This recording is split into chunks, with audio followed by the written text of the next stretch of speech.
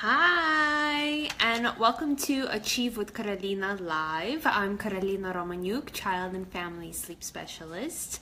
And tonight we have an awesome video. And I missed you guys so much. I know I haven't been on in a couple of days. Well, not a couple of days. Well, yeah, a couple of days. But also last week I was only on once. But I have something really cool that we're going to be talking about tonight. Hey, Angelica. Hi, honey. So tonight what we're going to be chatting about is how to sleep train if you are a working parent. Most of us are that, watch me or that kind of are a part of this group, so to speak. So there are a couple, two main factors that I really wanted to go into tonight. And before we start chatting, hey Pamela, thanks for joining. What I wanted to do was, to start off my videos, like how I was mentioning, a couple of times, with either a little bit of gratitude or this part within the conscious parenting journal that I mentioned last time. And there's a question that I can ask you guys. So while we're waiting for everybody to join on, let me open up to the page where the questions are. Again, here is the book. It's backwards, so let me kind of explain it to you. It says Daily Greatness Parents Journal, a practical guide for raising conscious kids and creating a happy home. So I love this journal. It's massive, it's really thick, but that's not why I like it. It goes into lots of different components on self-care, on weekly family planning, your goals, things like that. And it was introduced to me at an event that I attended. So tonight's question, what I wanted to ask you guys, is on intimate relationships. Ooh. So there's lots of questions here, and there's going to be one question per video that I'm going to ask you, so we can kind of get a chance to know each other a little bit better. So last time I did what is one thing I can do every day to take care of my body, right? And we answered that. So tonight I wanted to ask, what are 3 things that I most appreciate about my partner? So you guys go ahead, type that into the comments below. 3 things that you enjoy or that you most appreciate about your partner. So I'll go ahead and start since he is the first one that joined on the thread. So the first thing is that I most appreciate about my husband is that he is my #1 fan. He has been supporting me when I first started with this idea of leaving corporate America and fulfilling my dream in helping parents in getting a good night's sleep and just helping families in general. So he has always been my #1 supporter, and he continues to be, and I generally appreciate that. The other factor is that he really knows how to ground me when my head is up in the clouds. And he really knows how to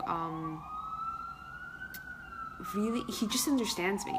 And we've been together since high school. Yeah, he's my high school sweetheart, and we have 2 beautiful children together. We have created a fantastic family, and we really work together very well, meaning not just as partners, but also as parents and as individuals as well. We always listen to each other and we guide each other, and I really appreciate that he always comes to me with an open mind and never a closed attitude. So those are 3 things that I appreciate of my partner, of my husband. Let me know what you guys appreciate of yours while we're getting ready to begin our chat tonight on how to sleep train if you are a working parent. Hey Lana, thanks for joining. So let me put on some background music and then I'm going to kind of close the laptop. But let me know, we started the video out with listing 3 things that you appreciate about your partner. So every video I'm going to be doing a little bit of work with you guys on either gratitude, telling me one thing that you are grateful for, or I'm going to ask you a little question. So let me know, since I just shared with you my personal insight on 3 things that I appreciate of my partner, let me know about your 3 things.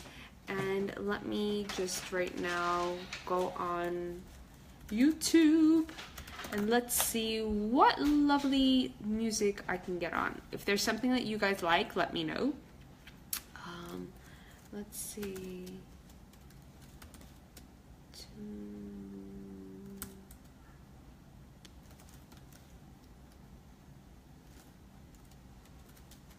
Let's see what I can get.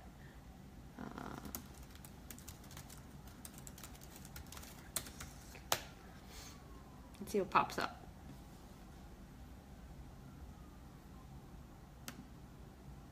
And then we're going to get straight into this. So there's going to be mainly like 2 things that I'm going to... Ooh. That there is something I don't fully understand about life. That's super loud. So there's 2 things that I really wanted to talk to you about. Okay, and my computer went dead.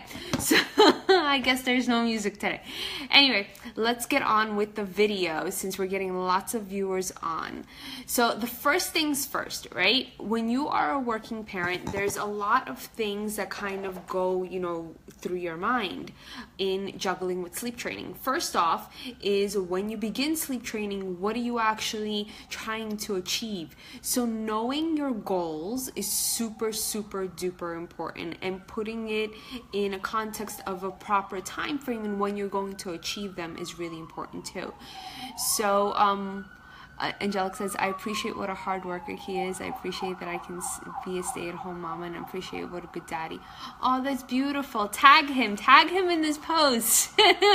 Make sure that he reads that. And it's super important for us to, you know, always have an open dialogue with our partners and never keep anything in, especially when you are going to sleep as well. You always want to make sure that you're staying in communication with each other all the time. That's actually one thing that me and my husband, we learned a while ago. Sorry, my eye is like really itching.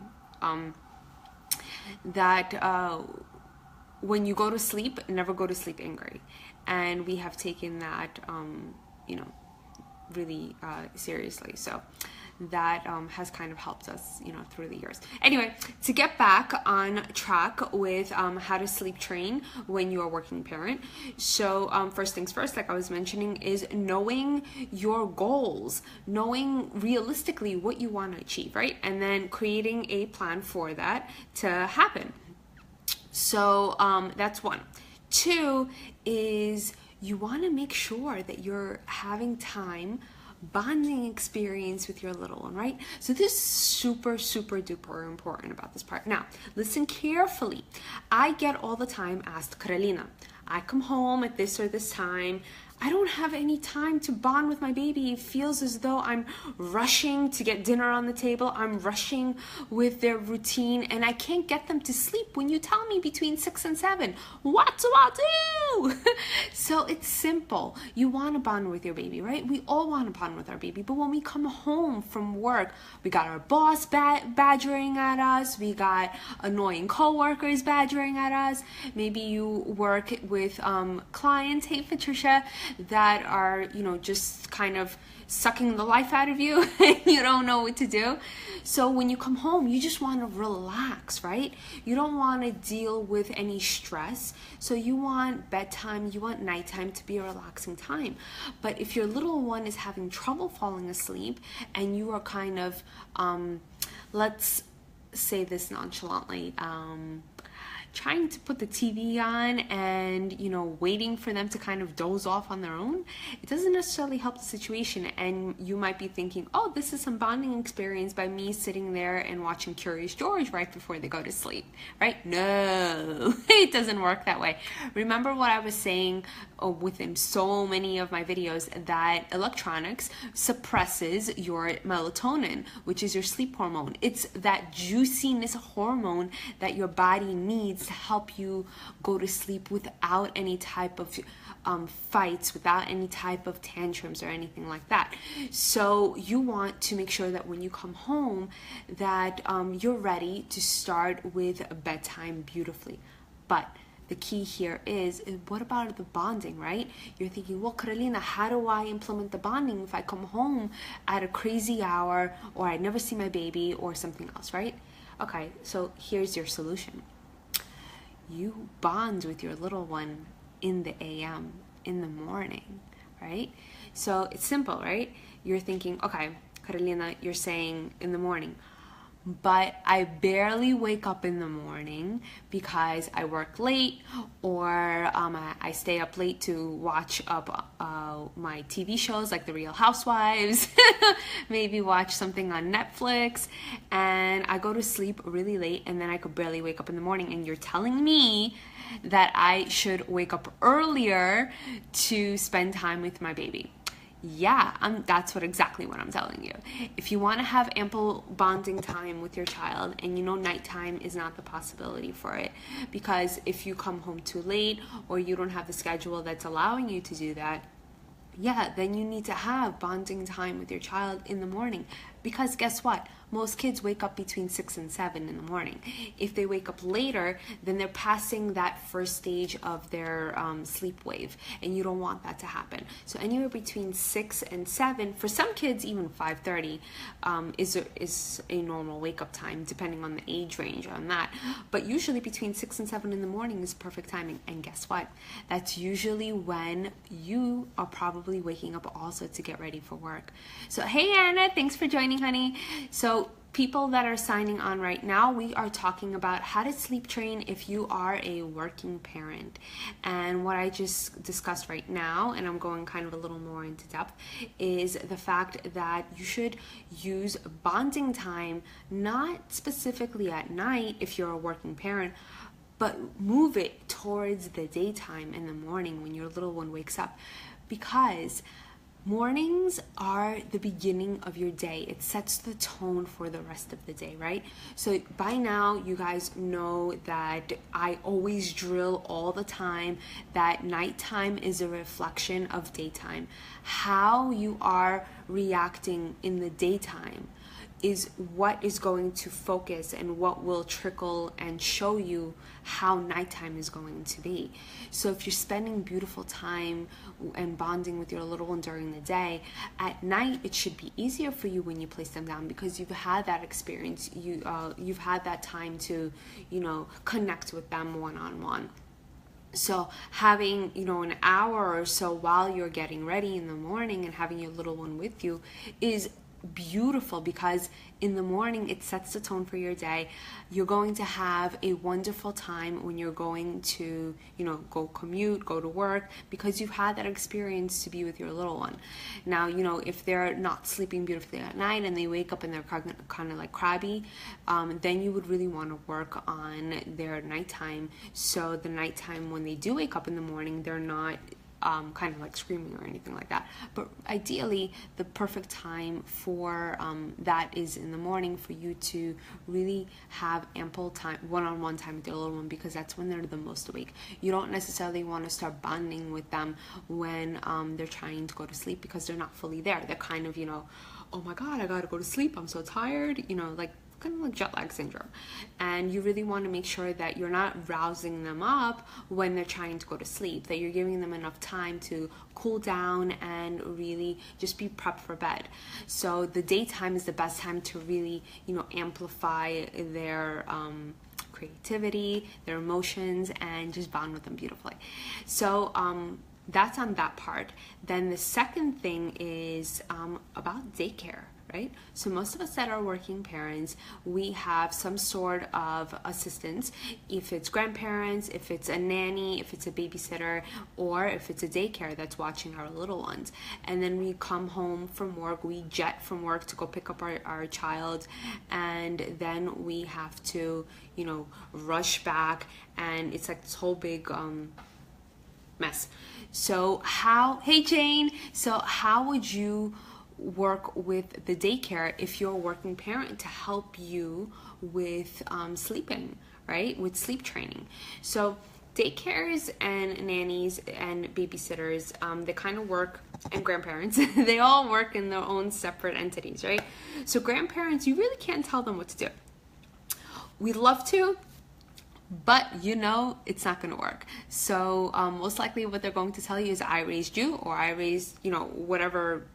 If it's like your in-laws, I raised your husband, or I raised, you know, your wife, and you guys turn out fine. So don't tell me what to do. That's usually what they say, and that's how they react. Unless they are open-minded and you tell them about your sleep plan and how you would like for them to execute it, then they would listen. But in most cases, I have found that that's not really the case.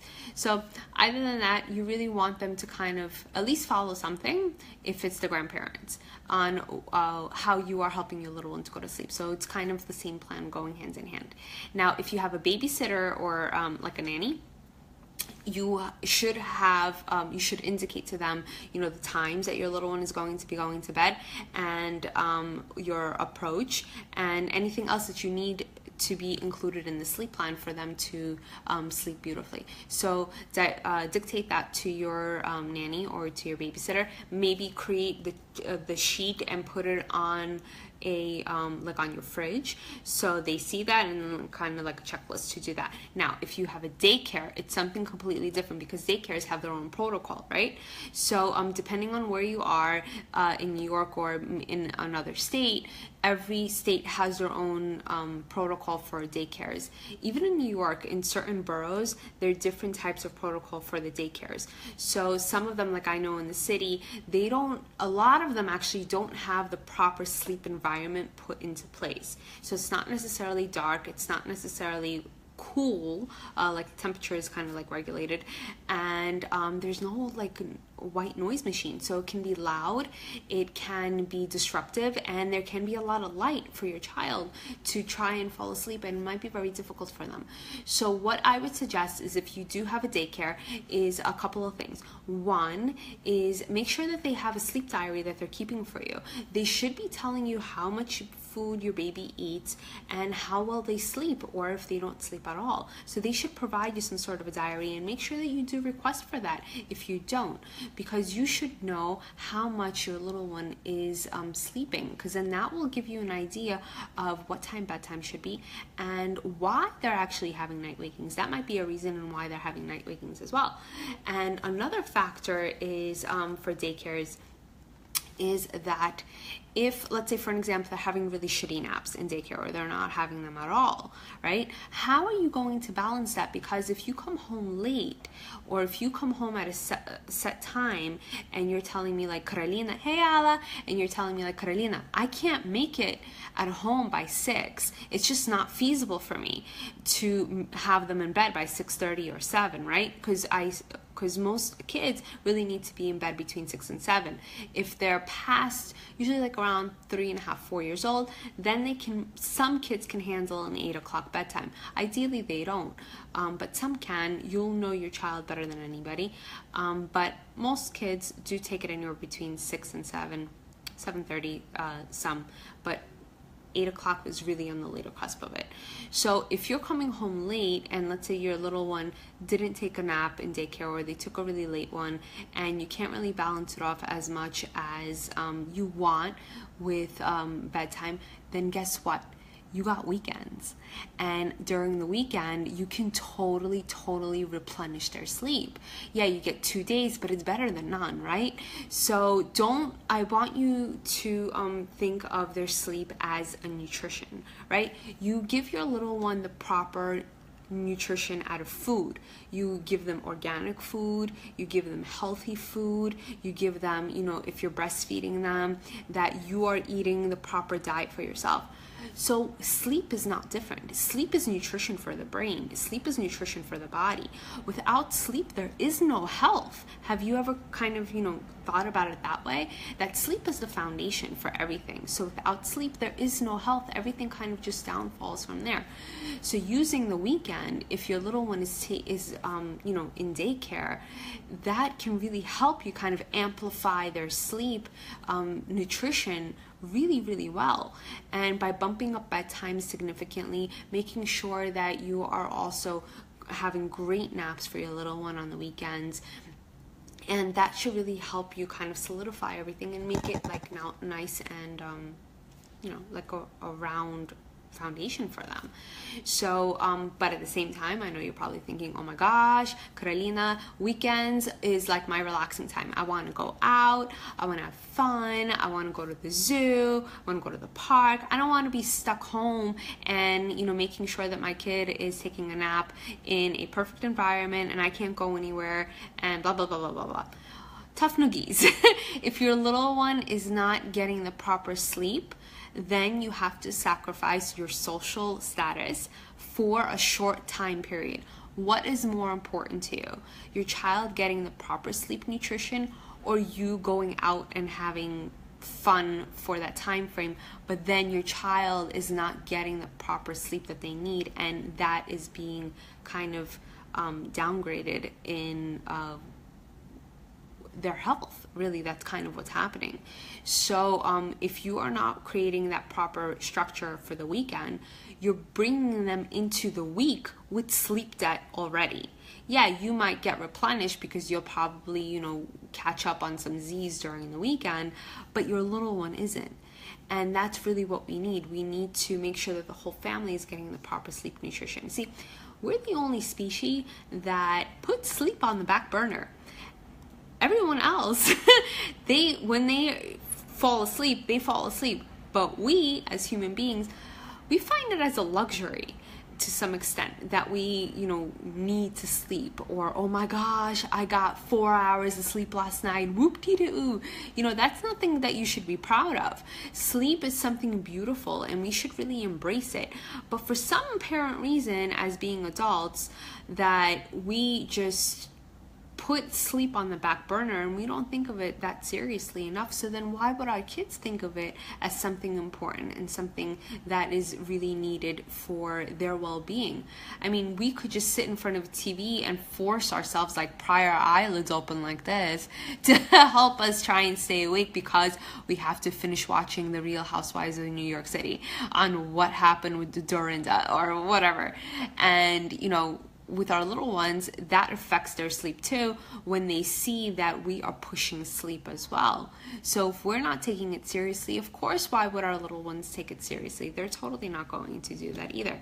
So we have to make sure that we are setting the page for them. Now with daycares, like I was mentioning, making it up with during the weekend is super important to do that. But also when, let's say you are picking them up from daycare and you're not going to have enough time to do your entire routine, right? So what you can do is the night before, you can preset everything up. Maybe get their PJs ready and ask the daycare to dress up your little one in their PJs and bring some snacks or some dinner on the road, so by the time you get home, you're not spending so much time cooking and then getting them dressed and there's all this other stuff. You can kind of, balance it out that way too. That can help you as well significantly. So also making sure that, I know that I'm kind of focusing a lot on daycare, but that does play a huge role for working parents. And one other factor is that you want to make sure that the daycare is not undermining your parental authority, that they are working with you. So whatever you are instilling in your household to create the proper sleep foundation for your little one, request that from the daycare too. So for an example, let's say they're feeding your little one every time that they wake up, or they're rocking them in order to go to sleep. They're going to try a lot of things to help your little one go to sleep. But let's say you don't do that at home. You don't rock them. You don't do this. You don't do that. request that from the daycare as well. Request that they don't rock your little one, and that if you feel okay, that they can cry a little for them to kind of just unwind and to soothe down, but you know that that's how they go to sleep at home, then mention that to the daycare, so then they know that it's okay for them to kind of, you know, let go and let your little one to learn how to self-soothe, of course with guidance in how they're properly going to do that. So those are a bunch of tips that I had for you today for sleep training for a working parent. Do any of you have any questions? Because I don't see you do. I'm assuming because you were listening very, very, very deeply into what I was chatting about. But let me know if you guys have any questions. Let me just take a little sip of my water here.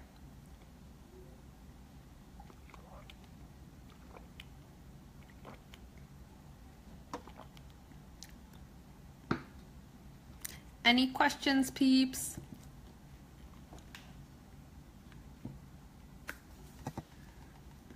Oh, why is it shaking? Nothing? Let me scroll up.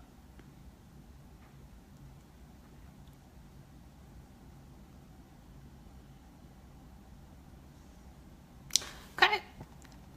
I guess I answered all your questions for tonight's video, or we're just really, really delayed. So if you do have any questions, make sure that you comment below and I'll be able to respond to you tonight or tomorrow.